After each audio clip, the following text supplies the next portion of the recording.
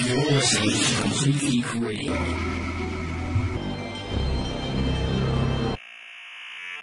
Cliffy B is raging, like I said. And Nick, why don't you tell us why?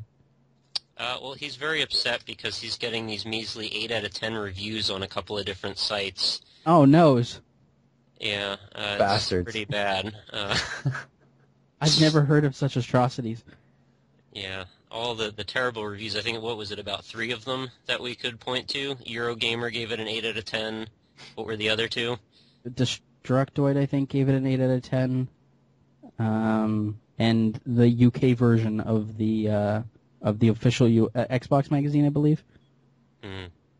Yeah, so. So he's all incensed about it. And I don't know if I should just read this quote here. I didn't quite gather it. I don't want to come across as defensive, he defensively said. How do I phrase this properly? When people rate Gears 2 higher than Gears 3, it kind of upset me because I know Gears 3 is a better game on every level. So is that conceited to say that? I don't think so. A little bit. I think it's a valid point if everything had been static since Gears 2. It hasn't. I think Gears 2 coming out today would have gotten maybe a 7. Mind you, I'm not a huge fan of these rating systems, anyways.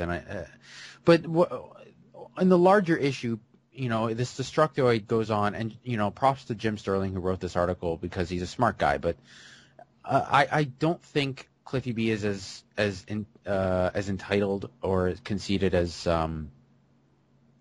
he seems to believe. Out to be, yeah. Yeah, I think half of this is joke. I mean, if you look at Cliffy B's Twitter, there's a lot of half-assed defenses of what he does during his day because everybody throws shots at him pretty much all the time, and he gets a kick out of defending himself. Well, I mean, wouldn't you? Have you played Jazz Jackrabbit?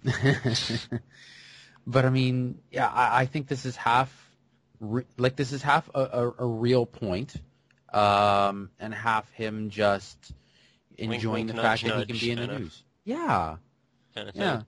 that's just the way he rolls. I mean, this is part of the course for Dude Huge. Yeah, he did earn that title anyway. Yeah. Would you possibly support the idea of retroactively downgrading reviews after a sequel comes out? No. Because I'll tell you why. That puts way too much emphasis on how much reviews actually matter. Right, if you that's think true. the game is going to be good, go play the game.